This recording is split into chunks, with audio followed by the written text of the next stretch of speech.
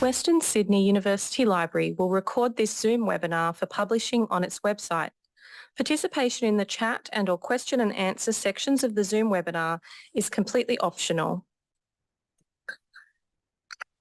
By participating in the chat, you consent to the information shared in these sections being collected and used by Western Sydney University for learning purposes and to build a catalogue of thought leadership event videos. Any personal information collected by Western Sydney University during the Zoom webinar will be handled in accordance with its privacy policy and privacy management plan, which can be accessed online. With respect for Aboriginal cultural protocols, Western Sydney University Library acknowledges the traditional custodians of the unceded lands and waterways on which our libraries are located, and pay our respects to elders past, present and emerging. The university works across many different lands, and we are currently on the lands of the Burramatagal people of the Darug Nation. We celebrate and acknowledge the living cultures of Indigenous Australians and acknowledge their important contribution to teaching, learning and research. We acknowledge that the activities currently delivered across our campuses are a continuation of teaching and learning that has occurred on these lands for tens of thousands of years. We also pay our respect to any First Nations people in the meeting.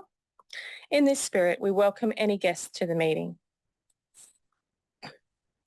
Welcome everybody.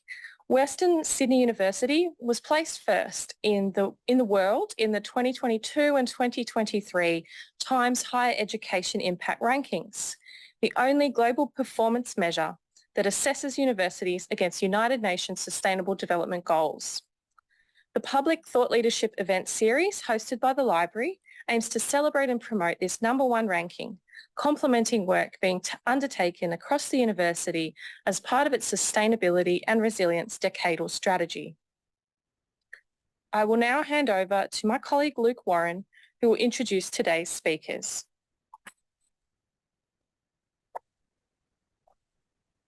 Good afternoon, everyone. I'm delighted to introduce to you our speakers for today's presentation on the workforce and training issues in the disability sector. Dr. Carolyn Mills is an influential figure in the field of applied linguistics and autism research. Her career has been marked by tireless dedication, innovation, and a profound commitment to transforming the lives of children and adults with disabilities, particularly autism. Dr. Mills holds a Bachelor of Applied Science in Occupational Therapy from the University of Sydney and a Master of Applied Linguistics from Macquarie University. Her doctoral research at the University of Sydney was on classroom-based sensory processing intervention for children with autism, reflecting her unwavering focus on discovering innovative methods to support individuals with autism in educational settings. Beyond academia, Dr. Mills has 13 years of clinical experience, working closely with children and families in varied community settings, both in Australia and the UK. In 2008, her work took her to China, where she served as the first occupational therapist at the Shenzhen Autism Society, an assignment as the Australian Youth Ambassador for Development. Attaining the Aspect Elizabeth Hoyles Fellowship in 2013, and her appointment as the Aspect Practice Specialist in 2016, as well as many papers presented at global conferences and research published in influential journals, bears testimony to her remarkable contributions to her field. Following Dr. Mills, we have Mr. Jeff Scobie, a veritable luminary in the disability sector. With over 40 years of experience, Mr. Scobie currently leads as the CEO of MacArthur Disability Services. His leadership, insights, and extensive expertise make him one of the most respected figures in the disability domain. Lastly, let me introduce to you Ms. Kitty Mach, a provisional psychologist and proud WSU alumni. Kitty offers us a distinctive lens shaped by her lived experience with autism and ADHD. This unique perspective enhances her contributions and approach to the disability sector, bridging the gap between theory and personal experience. The combined wealth of knowledge and experience of our distinguished speakers today promises an enlightening journey for us all. Please join me in extending a warm welcome to Dr. Carolyn Mills, Mr. Jeff Scobie, and Ms. Kitty Mach to our 13th Thought Leadership event series.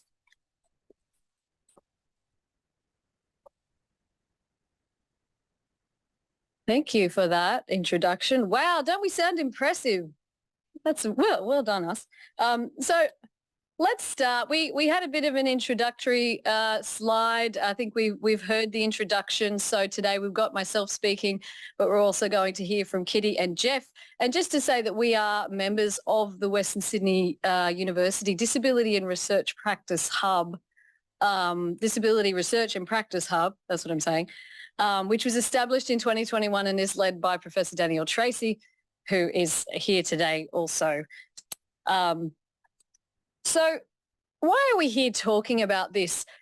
For disability in Australia, there are 4.4 million people living with disability in Australia, and we see that that changes across the lifespan, with less than 10% of 0 to 14-year-olds having a disability, and that increasing to over 50% of people above the age of 75 years old living with a disability. So people with disability are valued and important members of our community, but also they're not a fringe group of people at the side either. They are important people to be included. And what we also see with disability is that there's a very varied and unique presentation across different people with disability. There's no two people who are the same.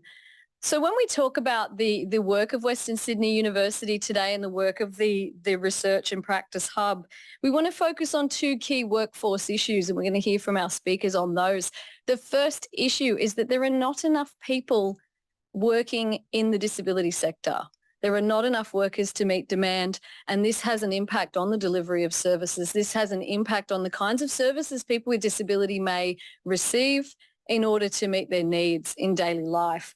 The second issue is the issue of employment among people with disability and increasing that figure.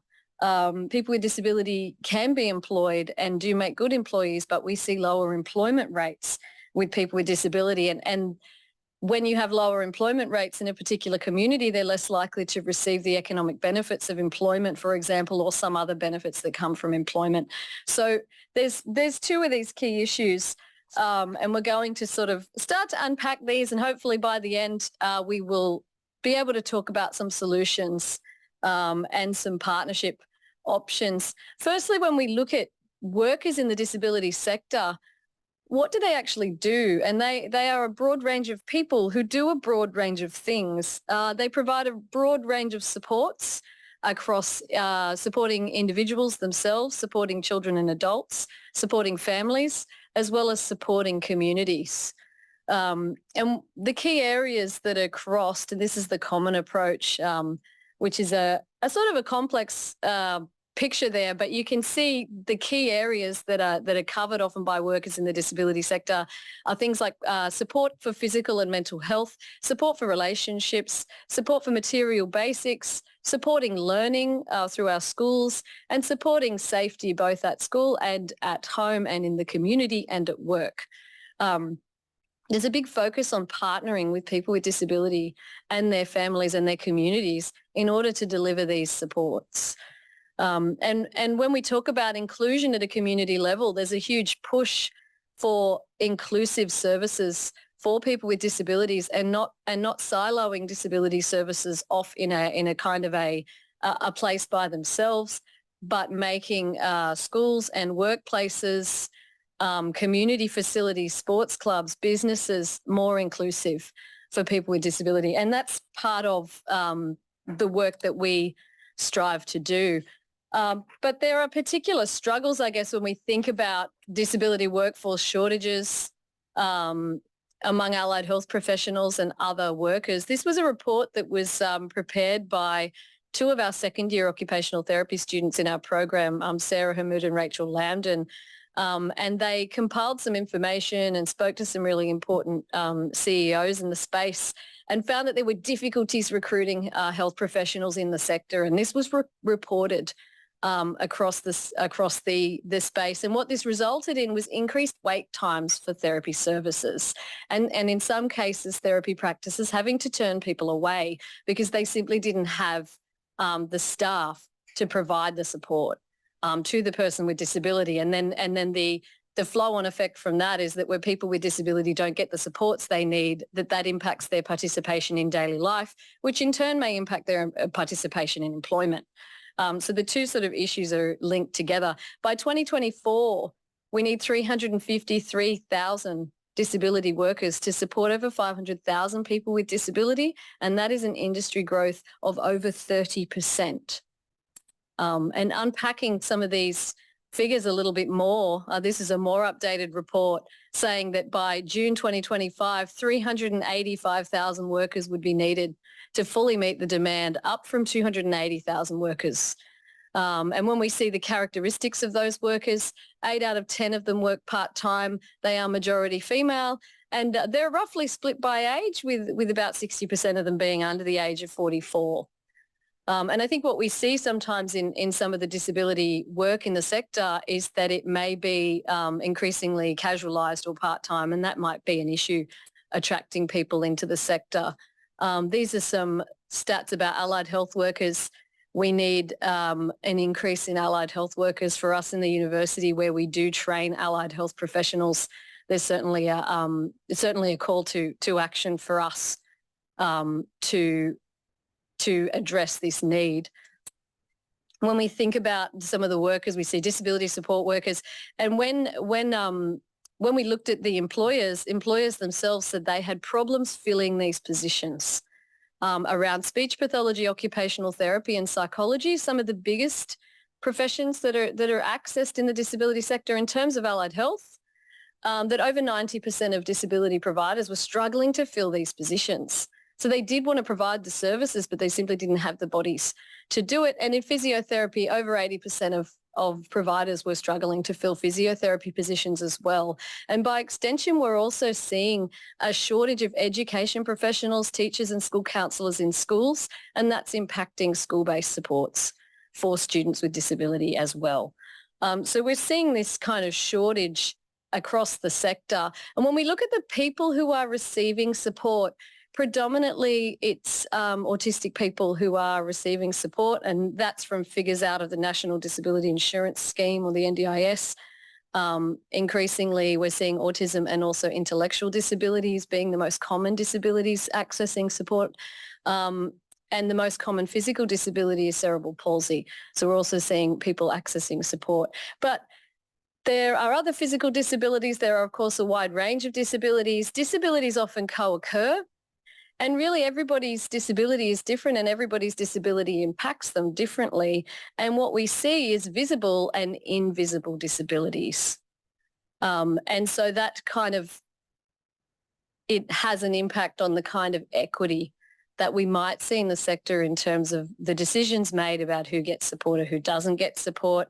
The support provided is dependent on age. We're seeing lots of children on the NDIS and staying on the NDIS, and the NDIS saying, wow, we've got so many children who are staying on the NDIS and not leaving the NDIS, but also if you have a lifelong disability, at what point would you not require support?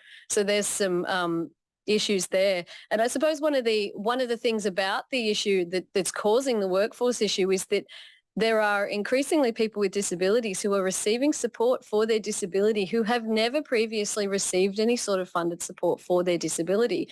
And that's, we could think, a good thing for some people who've never been able to, for example, afford the psychology services that they've needed or the speech pathology services that they've needed. So in some ways that's a good thing, but we haven't, I suppose, been able to adjust to meet that demand. And the National Disability Insurance Scheme was set up a little bit around a market sort of idea, that the free market was going to sort out the types of services, and that there were going to be enough services available because there would be funding there and the market would just sort it out. And I don't think that that's what's happened, and there's possibly some thinking to do around this.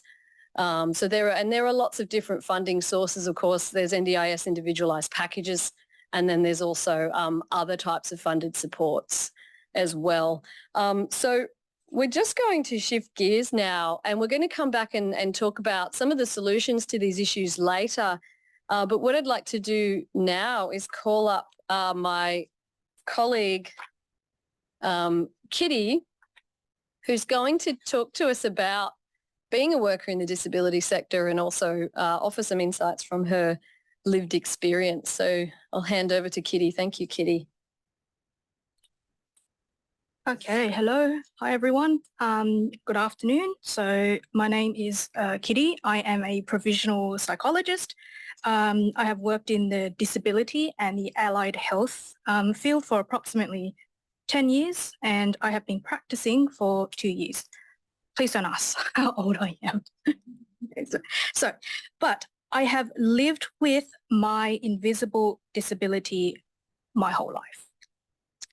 So as a person who has worked and is working in a disability field and having a disability myself, I have seen kind of both sides of things. But before we get into that, I'd like to discuss something called an invisible disability.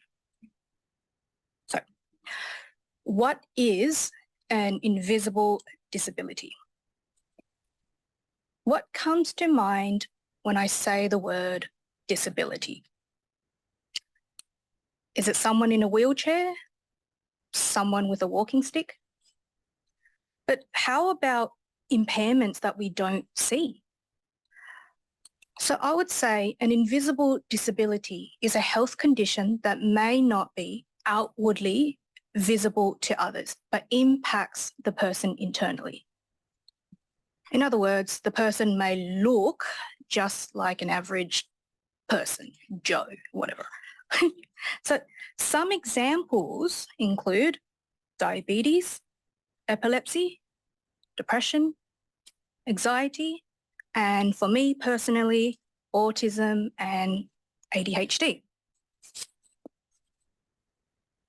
But because an invisible disability is not commonly recognized, this brings a whole new set of challenges. These may include not being believed or listened to,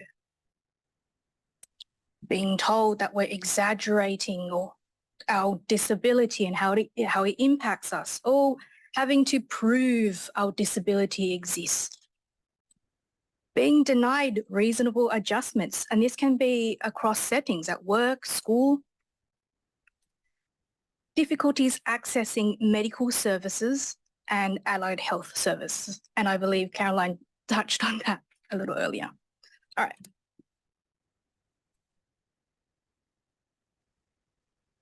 So now I am going to share with you a personal story of how this has impacted me as an employee with a disability. Once upon a time, I worked with a company that claimed to be inclusive, supportive, and they aimed to employ more people with disabilities. You know, sounds great, right, on paper? But in my experience, it says otherwise. So I was the first autistic staff member to be employed in my particular position. I shared my diagnosis with my employer, but during my time there, I was frequently confronted with microaggression, more on that later, and discriminatory comments. And I raised the issue of microaggression because it's something that can happen without, people realizing it. Microaggression are comments or attitudes or actions, behaviors that may sound and look fine, but really reflect an underlying negative belief or attitude. So let me give you an example. At this workplace, my manager told me that I did not look autistic.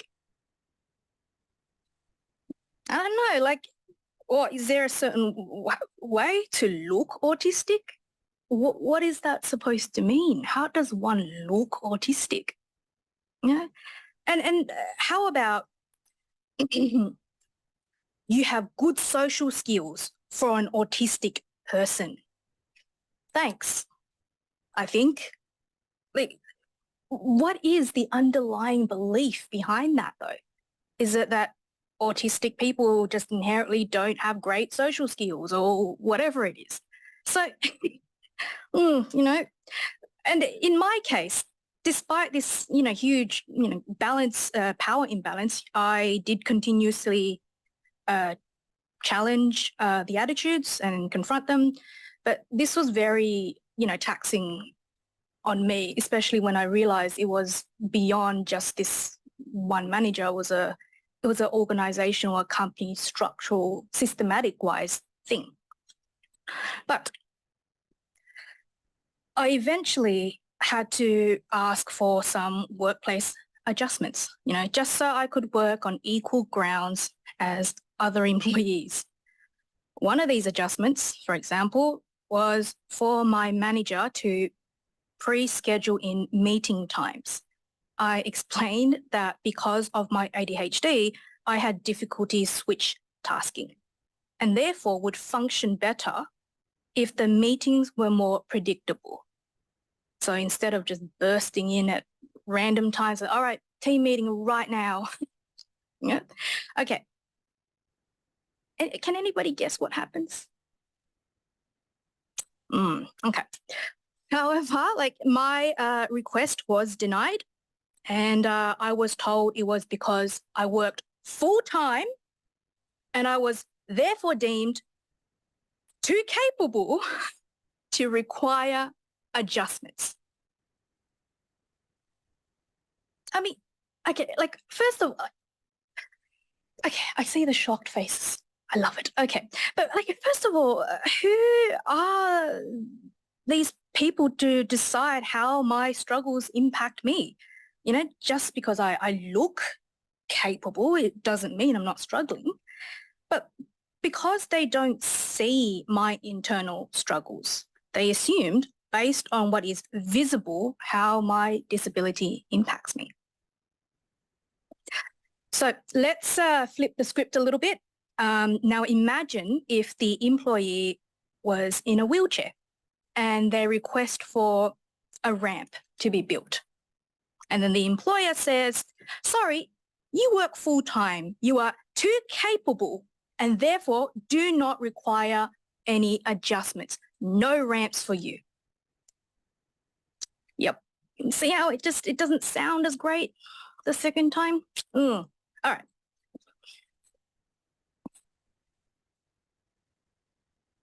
Unfortunately, my experience is not unique to me, but I am lucky to have the education and, the profession that allows me to understand my own disability and advocate for my own rights.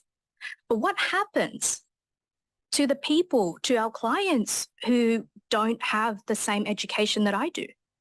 What happens to the employees who get shut out of opportunities because an employer refuses to believe their struggles? How about people who can't advocate for themselves or don't realize they're being discriminated against? I share my story today because, it is an issue that really resonates with me, and I have seen and experienced the negative impact it can have on someone. And I'd like to invite everyone here and everyone online, shout out to you, to really reflect on what it truly means to be inclusive. You can build 1,000 ramps, but it doesn't change the attitude. All right, now, after that doom and gloom, moving forward, what are some things we can do? Congratulations to you guys. You just did the number one thing. Listen and believe us. And y'all, sat here quietly, listened to, person and sharing their experience. That's kind of what we, I believe what we really need and what we really ask for. And, because we know our disability best and we know what support we need.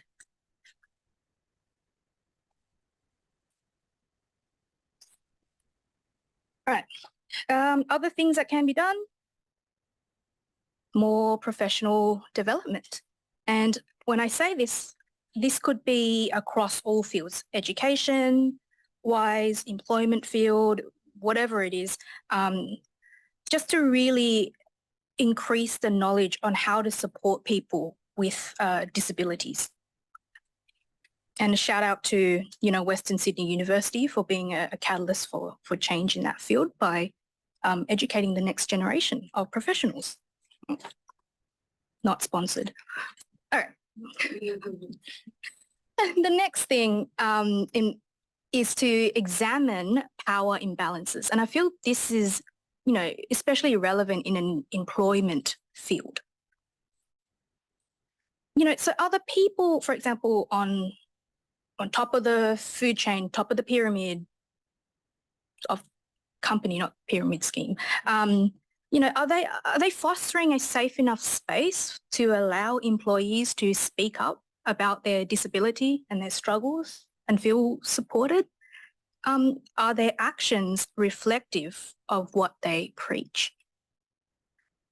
And another thing I'd like everyone to try to do is to challenge and call out microaggressions. When something just could be based on a very negative belief, call it out. It really helps, All right. Next thing, examine and challenge attitudes and preconceived beliefs on disabilities. So this can be as simple as asking yourself, is this belief just a stereotype? Where does this belief come from? What does this comment imply? Yeah. And when people with disabilities are well supported, they do an excellent job and have a lot to offer. And I'd like to leave everyone on, our disabilities may not always be visible, but they are very, very real. Thank you very much for listening.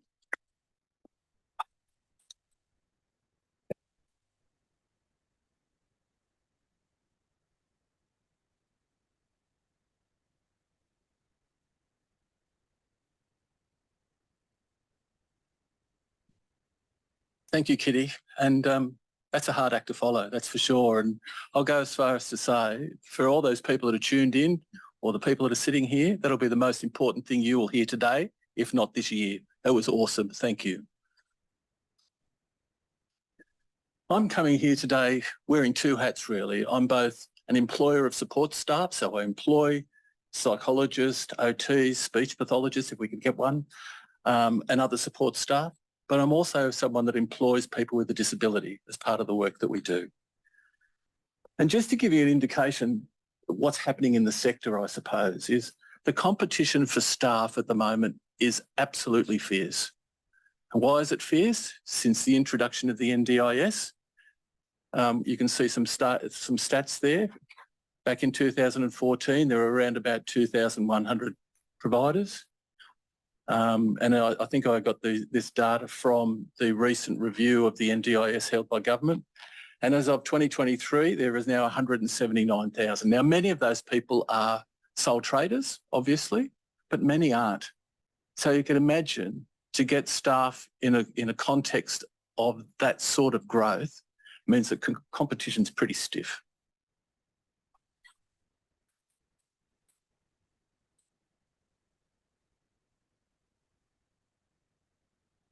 All right, and how do we go about attracting new staff? Well, there's nothing really earth-shatteringly fresh or different about what we do, I suppose, but obviously we advertise, we present a value proposition to staff. So if you come and work with us, these are the other benefits that you'll get.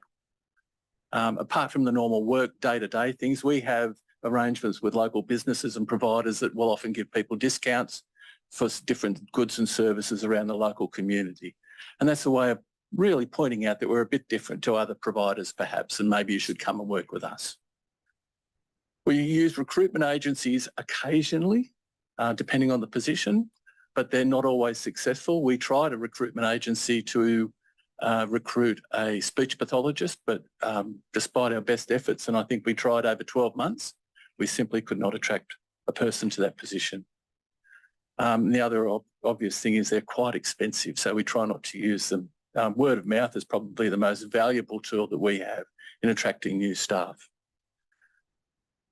We've tried looking at sponsoring overseas candidates, but that again is quite expensive and it's a complex exercise. And really, when we got to the number, it really wasn't worth our while in most cases. Student placements is a really important one. In fact, I saw 2 OT students in our lunchroom just yet.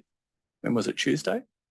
So we host students because we know from previous experience, people who come and work or come and do their student placement with us get some experience in the working with people with a disability. They're more likely to get a taste for it and want to come back and work. So we're very happy to have student placements. And in some cases, of course, we grow our own. We bring people in and we train them and develop them into positions to develop the skills that they need to deliver the services that people with a disability want. You know, I've got a general manager currently working for us who may even be tuned in today, who came from, who started with the organisation as a support worker, delivering direct support.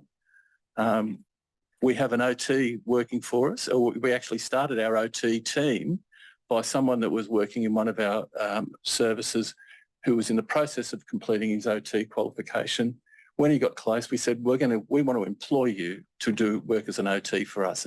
And now we've got several OTs working for us. So we know that, you know, sometimes we're going to have to be prepared to grow our own and develop people. So nothing new there in terms of attracting staff. Retention, I think, is also key. It's the other side of the coin, if you like. And by and large, the first and foremost thing that we do is we try and look after people. We try and treat people well. Sometimes we can't always agree, but for the most part, I think you would find that people working at MDS think that it's a pretty good place to work. We have rewards and recognition programs, so we reward great work.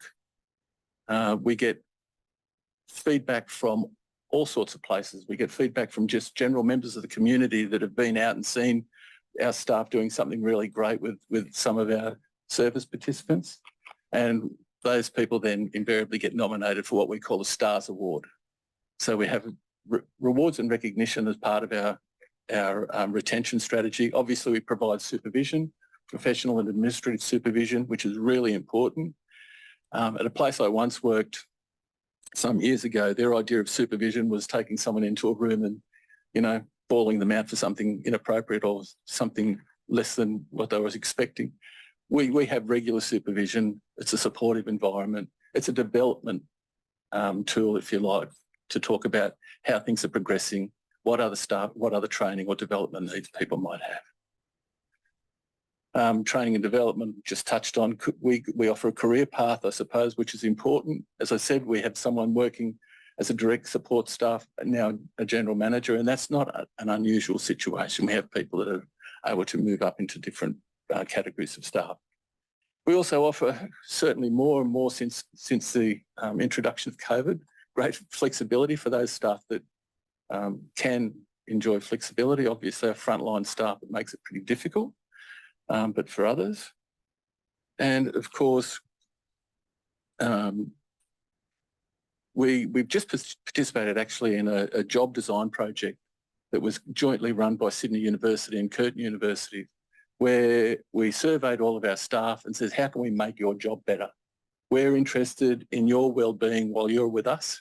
So how can we make it better? How can we reduce some of the stressors and make your workplace and your role more enjoyable? And we're in the process of actually implementing some of the recommendations for that from that program. It's been very positive. So happy to be part of that.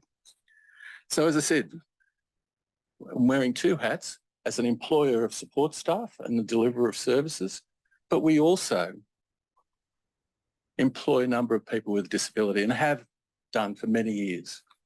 Our current bit of a snapshot is that we have 12 people with a disability employed in our complete property services, which is a garden and maintenance crew. It's what is known in the sector as an ADE, disability enterprise. Australian Disability Enterprise. We have 4 people currently working for us in admin roles, and they're doing a cracking job.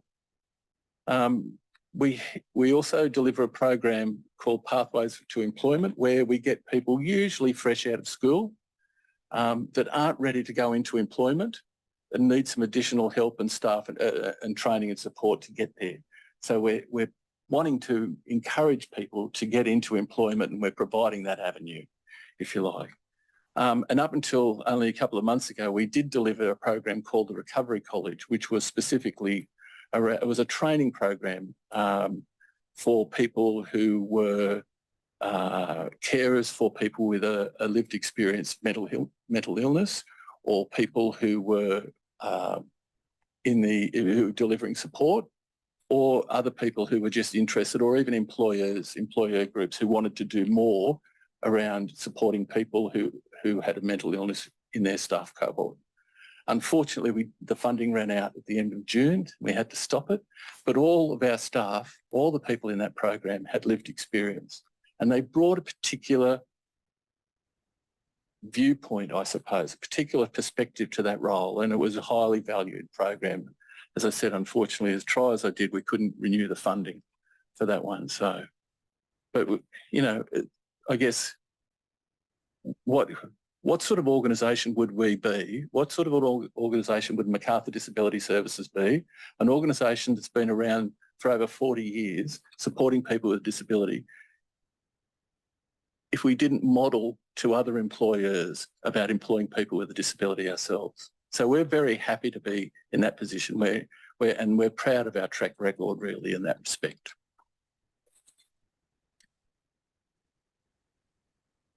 Now, that's just a bit of a snapshot of what's happening now. I just want to take you into the next stage of where we're heading with some of this stuff, and really it's potentially part of the solution for employment. We know, for example, that people with a disability are almost, they're significantly underrepresented in employment. They're twice likely to be unemployed, I think, is roundabout than people that don't have a disability. So what we're wanting to do is have pathways for people to, in a supported way, get a proper job. Not necessarily a supported job, but a proper wage, a proper job in open employment, in an office, in a shop, somewhere, doesn't matter. So in October this year, we've partnered with another organisation called Jigsaw Australia, who have been running the program for a number of years. It's a 3-stage program. So from October this year, the end of October, Macarthur Disability Services will be opening this service in partnership with, as I said, Jigsaw Australia. The 3 stages of the process are people with a disability come in, and they learn 20 soft workplace skills. So the skills that perhaps you and I don't think about terribly much, but things like, you know, your presentation, things like being able to arrive to work on time, being able to work as part of a team, problem solving, all of those things. Those people, and the fundamental crux of this particular program is that what underpins it is that people learn work best in a workplace. It's really simple. It's really simple. They don't learn it in a classroom. So the best place to learn work skills is in work. So we're bringing people in firstly as a trainee, and then once they have mastered that, once they've developed competencies around those 20 skills, they can be offered an award rate pay position as a paid trainee. And the work that people will be doing is digitisation of paper records. So we might be calling on the university at some point to see if they have some work for us to do, if they want to be able to support the program like this. But and then people work in that position for 12 months or so, and then we support them to go to the next stage, and that is an open employment job. They won't be in Jigsaw forever. They won't be in livelihood, as we've called it, forever. We move them on. That's not the end of the journey. Moving on to a proper job in the community, in a proper office with local council, with the university, or whoever it might be. That's the end goal. And we know from our partners' experience it can be done. A lot of the existing programs in the employment space don't have the same impact. They don't have the same rate of success as this model seems to develop and deliver. So just a bit of a heads up. And just by the way, for those people who might be students, I'll throw in a bit of a pitch here. Our partners in Jigsaw use a lot of students, OT students in particular, as I understand, as staff to work in support of their outlets. So if you're thinking about a part-time job down the track and you're looking for work, please come and talk to us. If you're interested in the livelihood program going forward, as I said, it'll start at the end of October. We're certainly very excited about it. Just please give us a call at Macarthur Disability Service or look at us up on our website, which I'm sure you'll find. So thank you very much. Sorry, didn't mean it to sound like failed. No. Thank you, Jeff. It's really good to move on to thinking about some of these solutions and to hear from Jeff and the work of Macarthur Disability Services. It's really good, and I'm sure that there are some great initiatives happening out there, and I think it's about sharing those. There are some possible solutions that have been levelled, and I think we've heard about some of those solutions. Targeted and flexible approaches to skilled migration, where people may be able to come from other countries and want to fill some of these shortages. Workforce development, we heard about that from Jeff, about attracting and keeping workers. For allied health workers, having good models of support and supervision in place, having career paths and things like that. Improving conditions for workers. So we saw workplace wellbeing initiatives there. Empowering people with disability to run their own teams, where they need to be able to manage teams of people who may be supporting them, and they may be the person in charge of employing and running that team. And what does that look like in terms of people being able to employ their own teams? I think we heard from Kitty the importance about targeting attitudes and discrimination, and it's not the responsibility solely of people with disability to challenge these attitudes, to challenge microaggressions. It's everybody's responsibility to call out microaggressions about disability. If you hear these things in the community, in the workplace, if you hear them on a clinical placement, how are you going to approach calling that out? Because if we all do that, we can move forward that way. And of course, the universities and also TAFE have a big role to play in training future workers in the workforce, both with and without disability. So some of those solutions there. What are we doing at Western Sydney University? I put this picture of an ivory tower there because we are coming out of the ivory tower, because we may not necessarily have all the answers, but we believe that the solutions are in partnering with communities, partnering with places like Macarthur Disability Services and others, partnering with and meeting people like Kitty and others like Kitty, and partnering with those people to draw out those solutions. And even though we are in a very, very shiny building here in Parramatta today, the solution is not in the ivory tower. It's out in the community. So we want to work with you on that.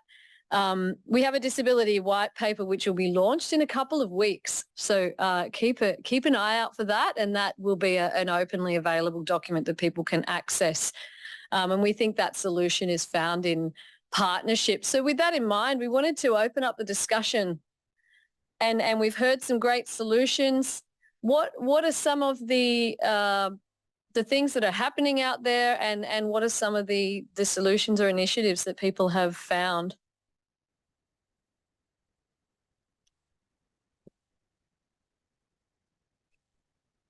We've got the roving mic here to capture any questions in the room.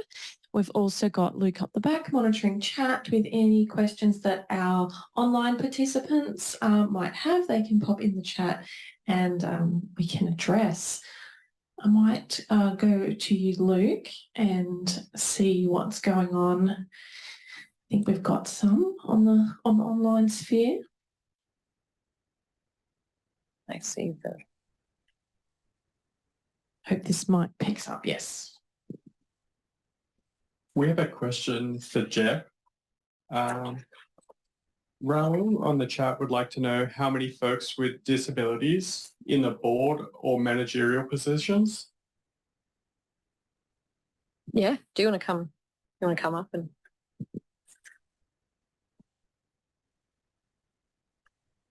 I'll deal with the board first. We do have someone with lived experience on our board at the moment, and have, been an active part of our board for a number of years, and we're very happy to have them. In management, it varies. We have, up until relatively recently, we had, again, one of our general managers certainly had lived experience of disability, but at the moment, a number of other people throughout the organisation are working in positions. Some of those are in leadership type positions. The other important thing to remember is there's no requirement for people to say or to nominate that they have a disability when they apply for a job. So there could be a number of people who have invisible disabilities that are working for us that we just don't know about. So certainly disability is not a ceiling. It's not a prevention for people to work in higher levels within the organisation. I hope that answers your question. Thank you, Jeff. Were there any others online?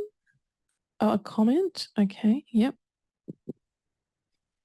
Sasha has come through the chat and she said she appreciates your presentations. She'd like to play the recording for her students in one of our courses, Design Thinking for Competitive Advantage, which is a tri-semester course. Oh yeah, I can add to that. Can you hear me okay? Yeah. Yep. Oh, hi, thanks very much. Appreciate your time. You were thinking about what might be happening there. I'm director of academic program for industrial design. We strongly believe that our students should leave our course and graduate with a knowledge around approaching inclusivity. We tend to look at built environments. We tend to look at product designs and environmental designs and possibly service design. So we have up to 25 students a semester studying this elective, and we offer them 6 categories. And we have tried, and there was a woman on campus using a wheelchair, and we said, can this campus be can improve the lived experience? And students talking to other students was very insightful, and raising our awareness. So the students are looking at observations in different locations and finding how they can use their profession to enhance the environment. And the prospect is that they have to choose a firm, they have to consider a disability, and then delve into the lived experience as best as we can, inviting experts from time to time. But they're to create an access organization of choice. So if it was WSU and it was a lived experience on campus, they would want to vie to enhance their employers' potential to keep good students, good staff, and those that visit the university to know that we were right up there, like we are with the United Nations Sustainable Development Goals. So I just thought I'd share that it's a topic area where the students are very enthusiastic and they want to know more. Thank you. Oh, thank you, Sasha. Can we connect via email? If you can find Danielle and myself, and we could connect via email. We'd love to connect with around some of the stuff around built environment. It's certainly something that's very interesting for us in terms of accessibility. So yeah, if you could find my email and email myself and Danielle, that sounds good. That'd be brilliant. Let's connect about that. I think a previous breakthrough project was trying to get the books in the library off the top shelf. And the student came up with an idea how it could happen. I think during COVID, we looked at proximity, not knowing where a wheelchair was, and how to create a 1.5 meter social distancing. So we tried everything we could, and now we're back together on campus. So we're thinking about different things. Yeah, thanks very much. Great. Yeah, thanks. Thank you. Thank you, Sasha. Just clarifying that Sasha is a Western Sydney staff member. Yeah. Okay, if there's any questions in the room, just raise your hand. I can bring the mic around, or any comments. Okay, we've got one.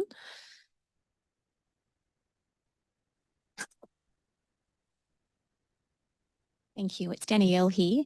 Kitty, I'd like to ask you a question, please. First of all, thank you so much for sharing your story. It was very powerful, and we're very privileged to have you here today. That's my first thing I'd like to say to you. Would really appreciate if you could share with us, thinking about the challenges that you had in the workplace and you were unable to access adjustments. Could you share with us potentially some of the adjustments that might have been helpful for you, please?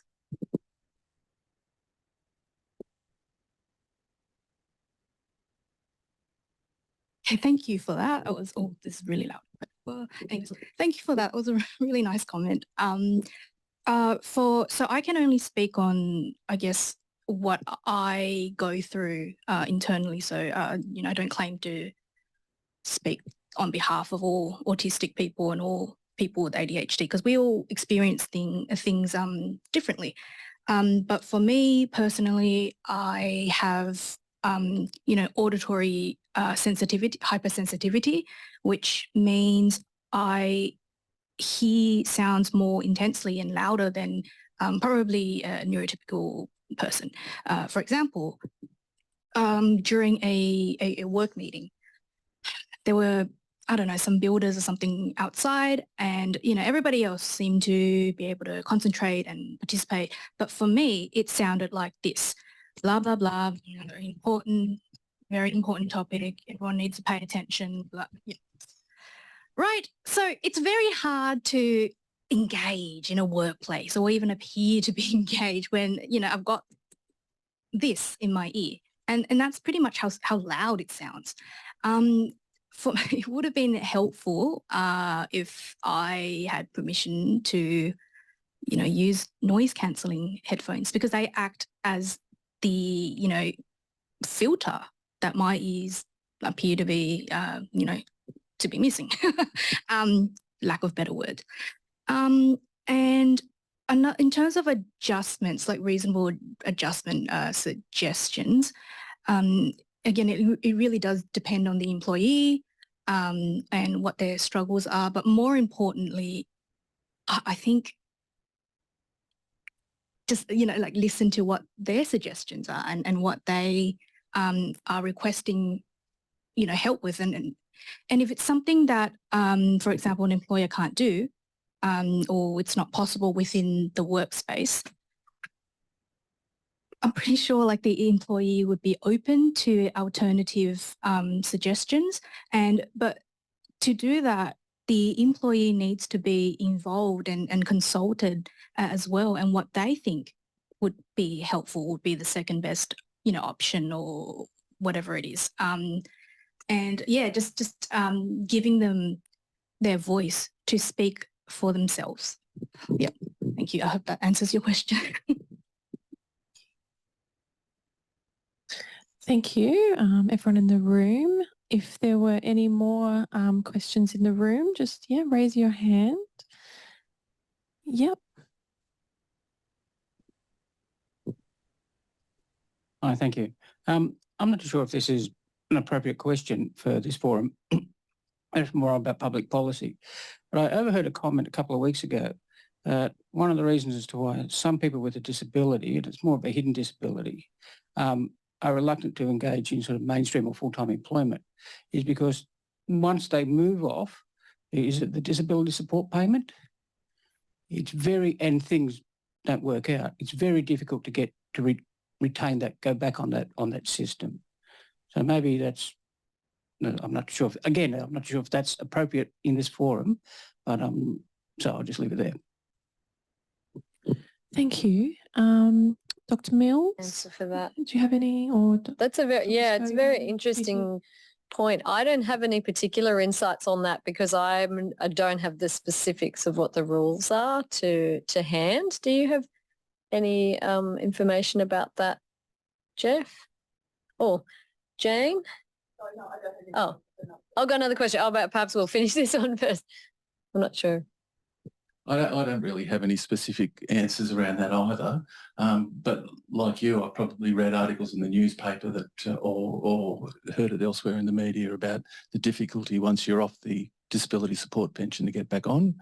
I guess what we're looking for though is to create through the livelihood program, especially, a situation where people go out and start, participating in the economy, if you like, with real jobs into the future and not having to come back, and be able to not rely on pension and other government handouts in any way.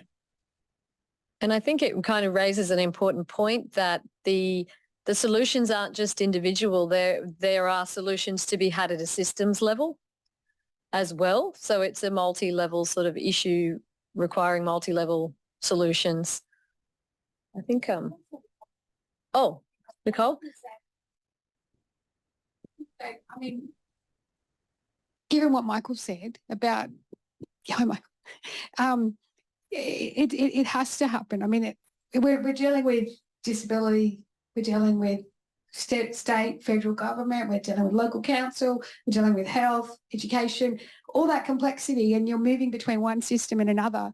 So moving off a government system into private sector, of course there's going to be issues, and a lot of it is probably, like, I can't say for sure what each person's experience is, but there is definitely going to be issues because that fear of knowing what happens when I move and how long is it going to take me if I need to go back.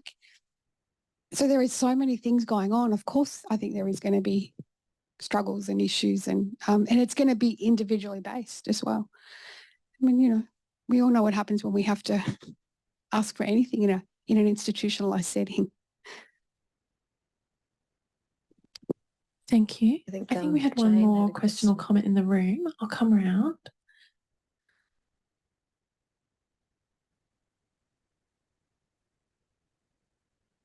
Hi everybody, thanks for your presentations. Jane By, School of Business, with some colleagues from School of Business, and there may well be people online as well. We've got a shared interest in workforce issues and workforce planning issues in particular, and we have some expertise in the room around that. But just to join what Michael was saying, and also Nicole's point, hello Nicole, is there seems to be, and I really love the idea of the livelihoods program, it sounds fantastic, but there is that point of jumping into open employment that you said that seems like a very high stakes scenario for a whole range of reasons.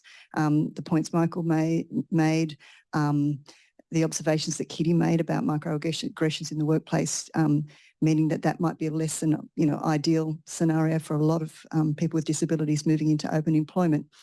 I guess from our perspective, we're interested in skill building in workplaces around how to create inclusive workplaces. And I'm wondering whether you're aware of a need or you're involved in any work at the moment that's looking at building skills in existing workplaces to make sure that open employment is a smooth transition for people with disabilities.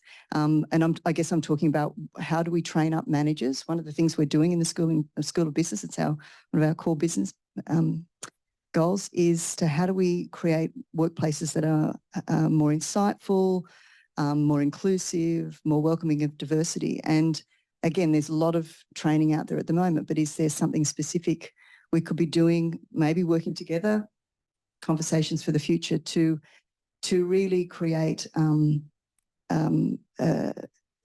learning experience for people for organisations who want to be part of this and who want to support people with disabilities in workplaces in open work. Just ticking over some ideas around how we might be able to create something in this space that's based on the experiences of people with disabilities and the needs of workplaces. Mm. Yeah, thanks for that, Jane. Yeah, we would love to connect with colleagues from School of Business where you've got those specific and complementary skills to, I think, what we have in health sciences and education. So, yeah, thank you. That's what I love about this series. It brings people and ideas together. I think we've had a lot of queries come in through chat, so I'll pass over to Luke. Katrina would like to expand on Danielle's question by asking, how well do people with disabilities know about the reasonable supports they can request?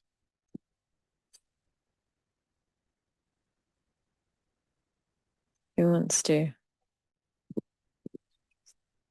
So this is, again, like, I don't claim to speak for absolutely everybody because it is individual based.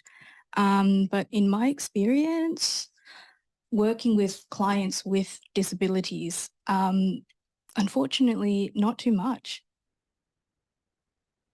Because the truth is, the system isn't necessarily designed or built or established with people with disabilities in mind. You know, when you think about, let's just say, an old apartment building, they've got stairs. Where's the lift and where are the ramps? You know, again, going back on that inclusion, and that's what makes it a bit challenging. That, you know, we grow up in a society that is so ingrained and so normalized that people tend to take on these beliefs and attitudes about themselves, about their own disability, without even, you know, realizing it. So, you know, that does, I believe, take part in the struggles as well. Having said that, you know, I just wanted to kind of follow up on the, you know, the common approach wheel that Caroline brought up, how it's very rarely or just a person by themselves. There is a surrounding community around them, whether it's an educator or, you know, a manager, or even just a colleague or a friend, you know, family member. So these people also have a voice as well and can help empower and advocate for people who may not know that they are being discriminated against. And I think that is, you know, a very just a holistic way of viewing things. You know, I hope that answers your question.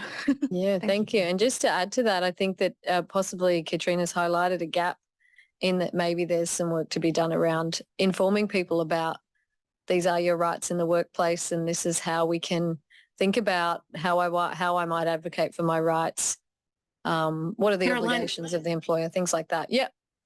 Sorry, Caroline, I think that's exactly, you know, the point of the question is that you don't know what you don't know. And so it's not particularly helpful for people with a disability in the workforce. Some might be quite knowledgeable and think about, well, these strategies might work for me, and be active and step up, but there'd be a number that would feel uncomfortable not able to do that. And second of all, not knowing what sort of options and adjustments would be beneficial that could make work more pleasurable and productive for everyone. Yeah, I think a very important point. And also there's those inherent power imbalances within employer-employee dynamics that have to be considered in that conversation too. But yeah, I think that's an important point. I've got a question from me. Great. Looking for work is daunting for everyone. I can't imagine anyone here loves going for job interviews and all those things. What could potential employers do to make the process a bit more friendly for people who may have invisible disabilities? Yeah, great question. Could throw that one to, Kitty or Jeff?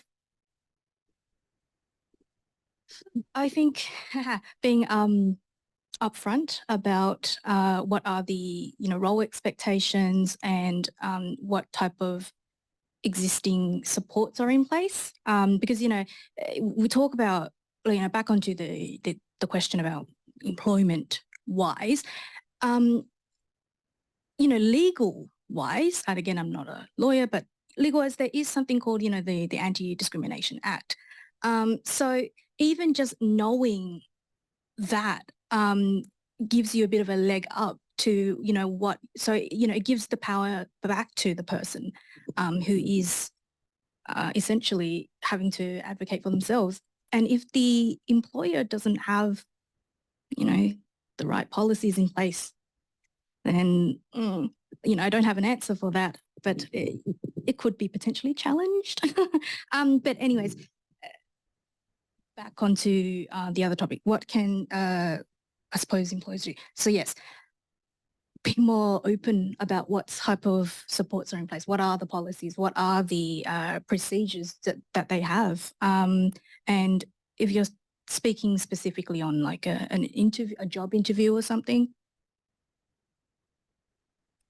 dress code is what I'm going to say.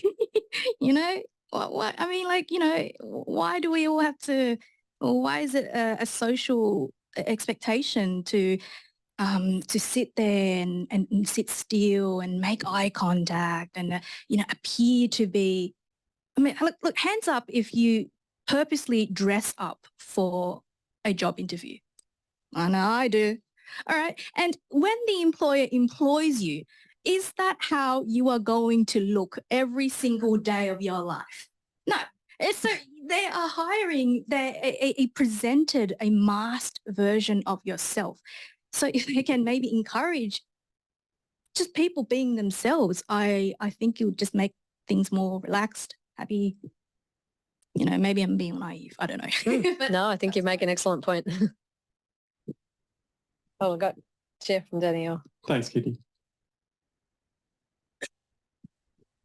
Thanks, Kitty. And look, if I can just talk about livelihood again, part of the role of livelihood is in preparing people to go to open employment is to prepare them for interviews and prepare them for job applications, so as to give people practice, some training, so they develop skills on how to present themselves in that, you know, artificial foreign situation. So it's about making people feel comfortable in doing that, as comfortable as any of us can be anyway, I'd suggest. So, and just in terms of, you know, the risk of going off the disability support pension, which I was just thinking about it.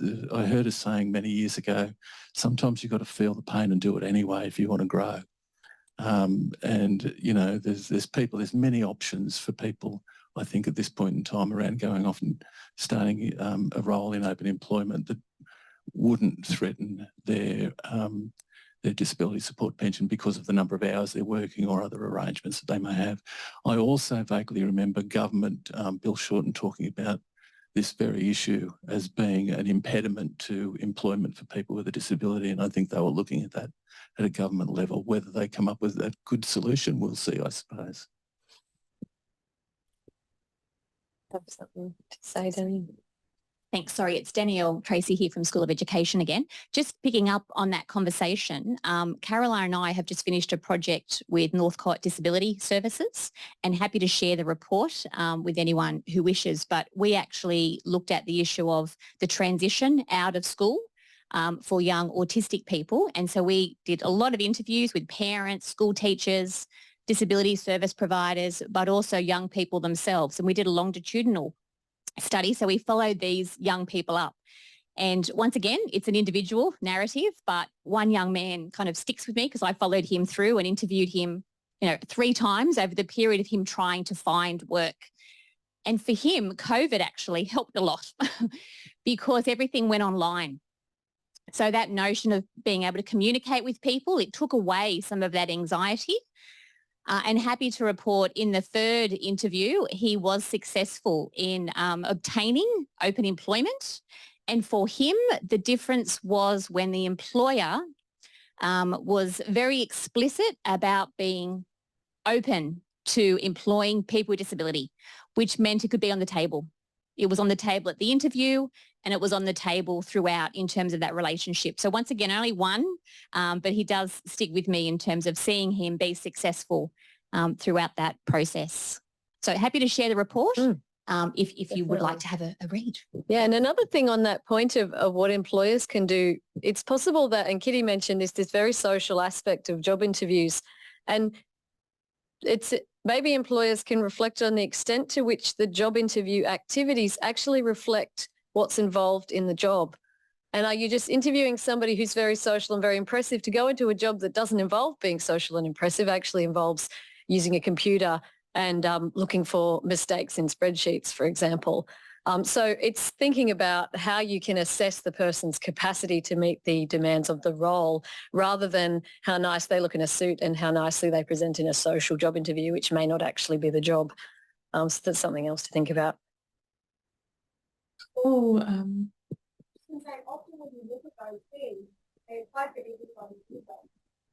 yeah. So I was just going to say, when you look at those things, they then apply to everybody and not just the person who you think has a disability. And so if we're looking at our interviews and all our other approaches like that, then we're actually preparing for whatever comes. And we're ideally finding the most suitable candidate rather than the one, like Kitty said, that can sit still and look the part. Or they've got the nicest suit.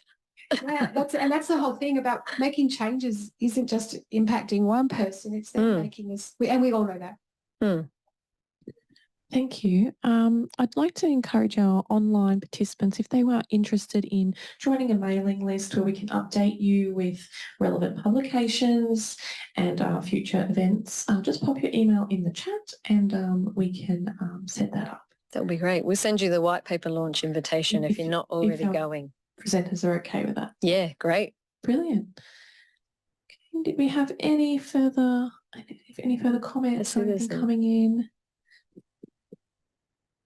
Nothing though. Okay. A lot of support and thanks. Oh, excellent. So I think we can, I suppose we've had questions and we've run out of time. I'm very happy for you to reach out to me. And Jeff's happy for you to reach out to him, and also Professor Danielle Tracy, who's here, is happy for you to reach out to her. But we do work together on a lot of these types of things. So we're very happy to connect on moving this forward. So thank you very much, everybody, for coming. And a special thanks to Jeff and Kitty, who I could not have done this without.